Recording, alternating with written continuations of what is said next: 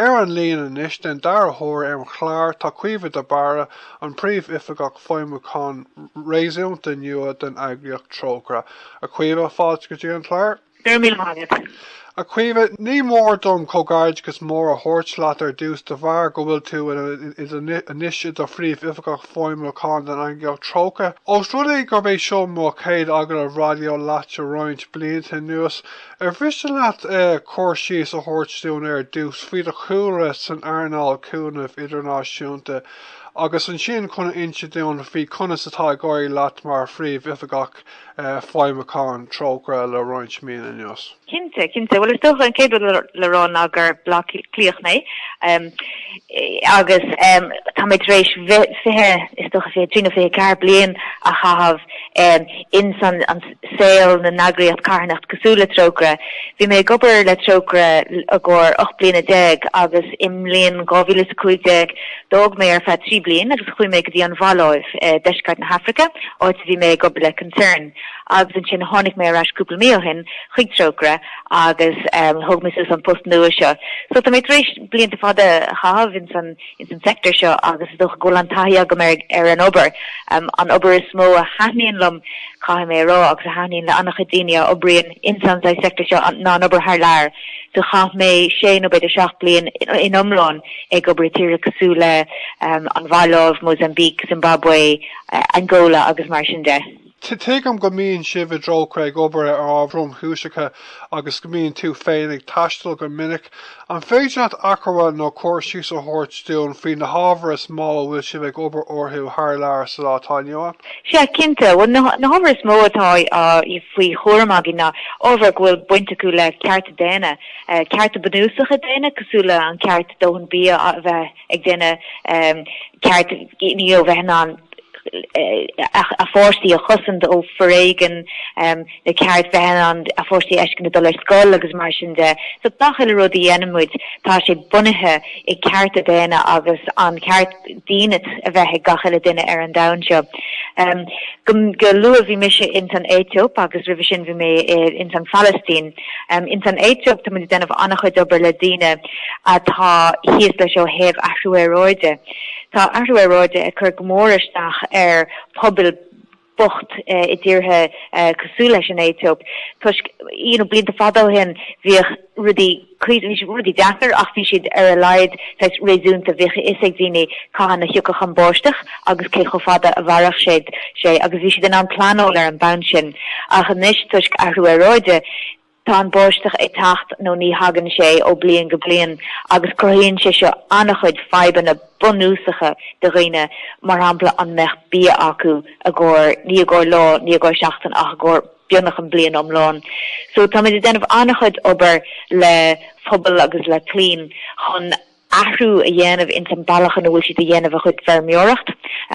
chun an isce atá ar fáile úsáid sa slí is fear agus chomála sin tá muid denmh annach chuid advocacy agus annach chuid tá freigracht aran campaigning a dhéanamh an seo in éireann ó héamh an dúlgus atá airne mar daine an seo in san tír seo atá is tír ní sevre é wat ní sevre an na tíre eile ach tá muine ag cruthú ahrúéróide gachil le lá. So denna muid annach chuid advocacy leis an réaltas agus annach chuid idechas le muinte na hhéir an mahealir ar dúlgus sí féin chomá. Agus bhí Johnneocht san neocht ané nach bhí gá rud go mór bhain le Trócaire capim sibh ar céad rud ná an Palestine bhí deascéil ó Seanad nach raibh? Se,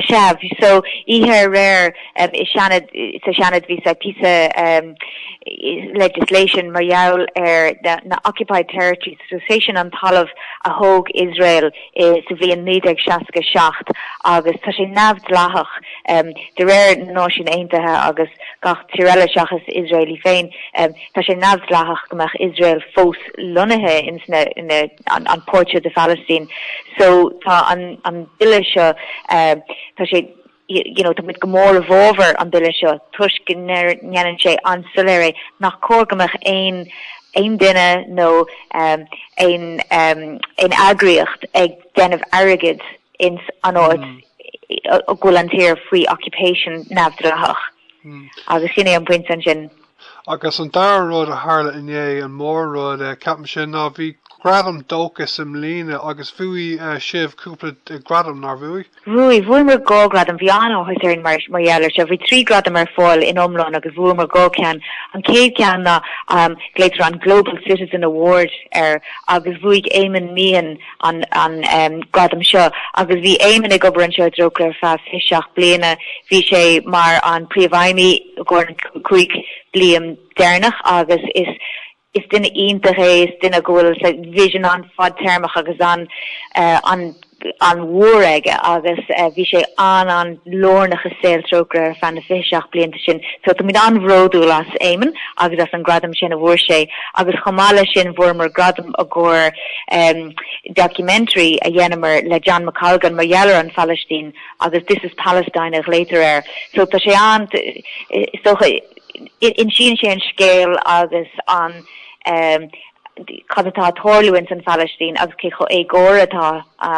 rudí an sin agus déine sé an malach an éasca le tuiscint. Honnig mé an chláir sin tá sé an bhaid. Níl an tam goine nniu chun dúras seach go mór ar aon tír nó gghearchéim a bhfuil si bh obair ar faoi láthir ach tá caní Nollaig a gcuibh a Trócaire an tam seo de bhliain ach bhfuil? Se tá so im líana tá de díú a ord ar tíre atá equivalent agus ar daine atá híos leis de for equivalent i tíre go bhór tá ag díú ord ar an Sudan has agus ar Yemen agus in San Sudan has tá 4.5 milliún duine dílonathe tuisc an equivalent atá fós tóla an sin agus annacha daine i mbail gurta an sin agus i Yemen chomá tá Yemen níos mó in sa meán cumarsáidin le leianta seo so bheith is ag daine gohfuil 8 milliún duine i mbail gurta in San Yemen agus tá Trócaire gobar in san dá tír sin chomála tíre eile áhfuil daine ag dailó le córach agus equivalent agus táid ag déanamh orníhil cosintí bonúsacha a chur ar fáildómh bí a chur fáildómh isce glán ons go féidir lo iad féin a chothú ons go féidir lo galar a cheachant agus mar sin de so san obair seo fear hábhachtach agus bheithmid anhuiocht aine gur féidir lo cabhar cé cho luastá sé a thuairt an Nollaig seo. Cén chuig gur féidir daoine na Bochtaineacht seo a cheannach? So féidir le daoine Bochtaineacht a cheannach nó is féidir lo donation no Bochtaineacht a thuairt doine ar cúpla bailach is féidir le dul ar an idirlín trócaire.org agus feiscint ar na gift go féidir le a cheannach agus an rud atá i gceist an sin le na Bochtaineacht sin ná go féidir le Bochtaineacht nó ceartas a cheannach a gcóir mar hampla galúnach a gcóir clean in San Sudan has agus costíonn sé sin €5 nó sicíní nó urlaisí agus síolte de clean mór himpla an down nó is féidir leat just síntúis thuirt de trocha chomá ar an idirlín nó is féidir leat gléach 8 cearnáid a hocht nó is féidir le dína dochaigh aon siop a veritas dochaigh aon ufig an fuist áte bhfuil one for all gift card le fáil nó fiú búlaisteach in ufigí Trócaire i Cathedral Street a Maileach Lí a Lorna Carach.